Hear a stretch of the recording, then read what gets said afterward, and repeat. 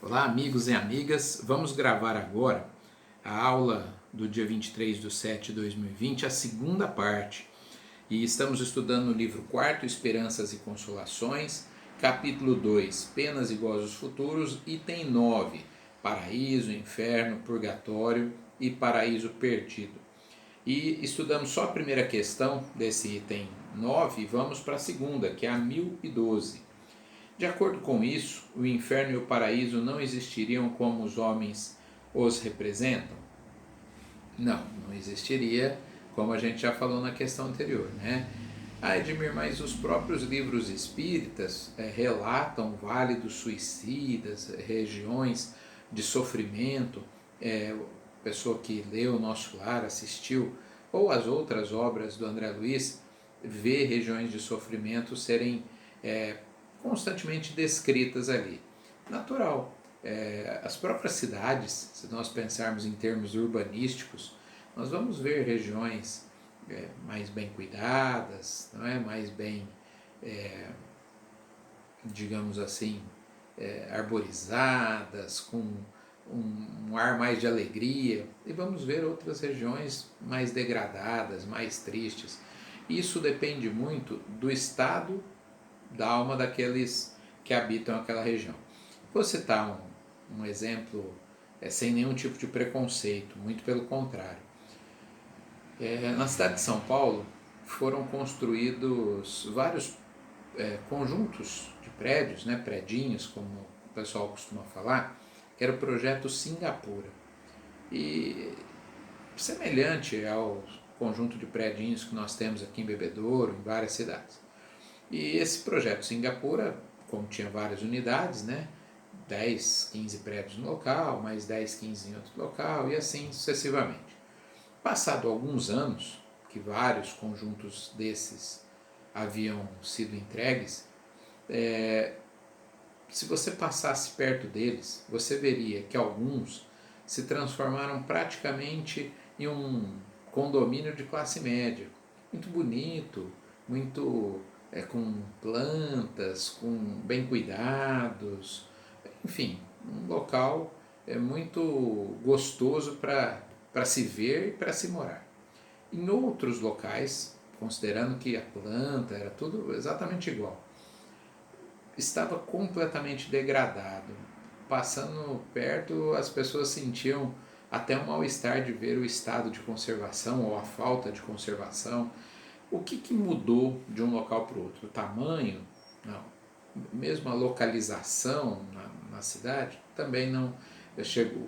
Estudos sociológicos mostraram que também não era a localização. Essencialmente, o que era diferente? As pessoas que ali habitavam.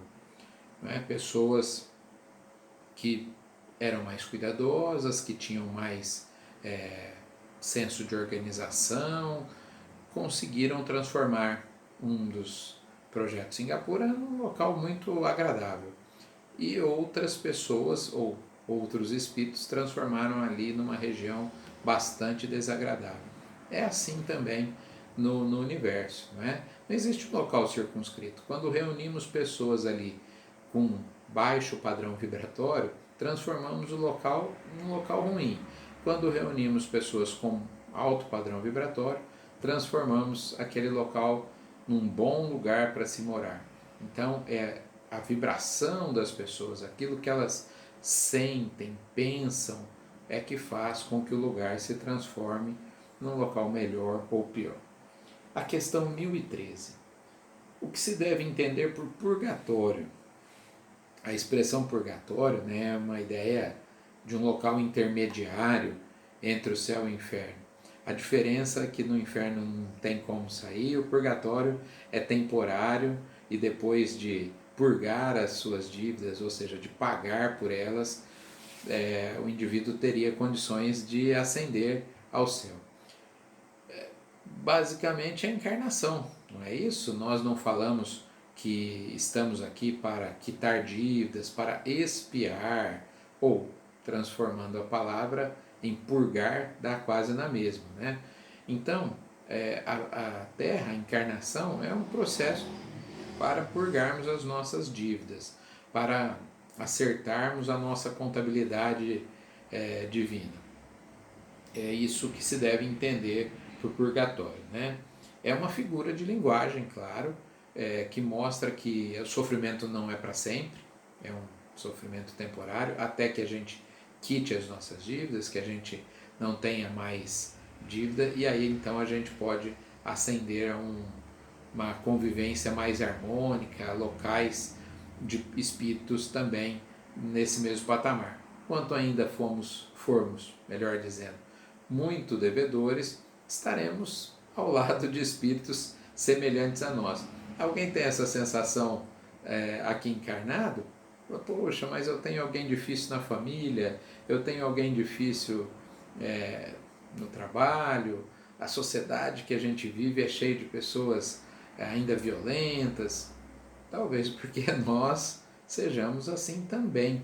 E isso faz com que a gente conviva com espíritos de modo muito semelhante a nós, né? Questão de vibração, de atração. A questão 1014. Como se explica que espíritos que revelam superioridade por sua linguagem tenham respondido a pessoas bastante sérias a respeito do inferno e do purgatório de acordo com as ideias vulgarmente admitidas? Então, o que o Kardec está perguntando é o seguinte: se é uma ideia tão bobinha, de alguma maneira, essa coisa de inferno, purgatório circunscrito, por que espíritos superiores responderam sobre isso? Então, eles dizem, olha, a crença de quem está perguntando é muito importante. Então, não adiantava nada os espíritos vir e destruir as crenças, eles não seriam aceitos. Então, eles respondem muitas vezes utilizando linguagem que seja compreensível para aquelas pessoas. E aqui até cita, né? Imagine se você disser para um islâmico, por exemplo, que Maomé não é um profeta. Ele vai se irritar, não vai nem mais escutar o que nós falaremos depois. Ah, Edmir, mas... Não, então vamos dar um exemplo aqui. Se alguém nos disser, por exemplo, que Kardec era um espírito inferior, obsediado, a gente, devido às nossas crenças espíritas, nem daremos mais ouvido também para a pessoa. Ou seja, como temos ainda crenças muito arraigadas, não estou dizendo que uma coisa é verdade, não é isso.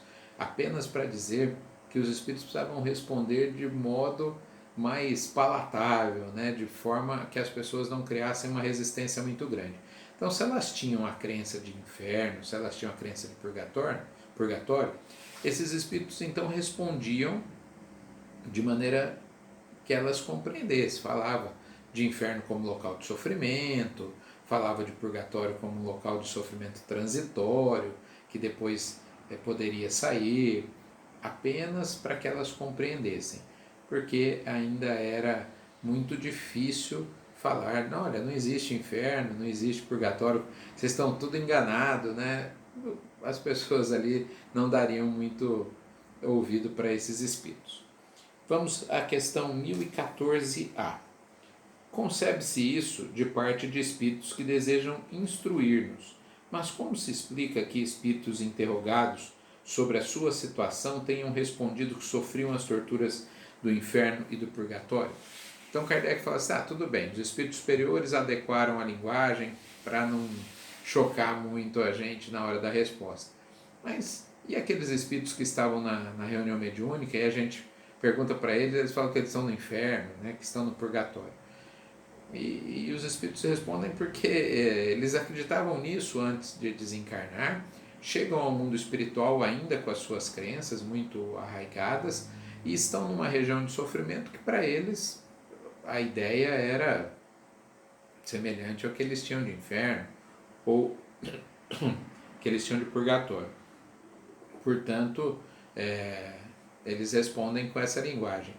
Se você perguntasse para um espírito desencarnado de um pagão, não de um cristão, ele responderia que ele está no Tártaro, né, que era a região de sofrimento, conforme os pagãos acreditavam ali. Então, usa-se a linguagem, as expressões que se tinha enquanto encarnado, aquilo que foi educado para pensar. Então, perguntado onde você está, falar, eu estou no inferno, eu estou no purgatório.